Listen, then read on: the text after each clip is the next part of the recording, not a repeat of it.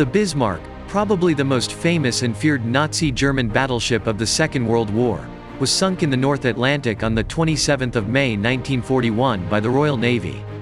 More than 70 years after its demise, the Bismarck and its loss continue to fascinate.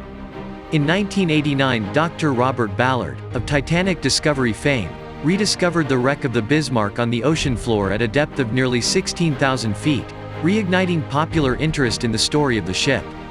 In this, the first Haynes Manual about a Second World War warship, acclaimed maritime author and historian Angus Konstam gives readers a detailed insight into the design, fighting capability and short-lived career of Nazi Germany's greatest warship.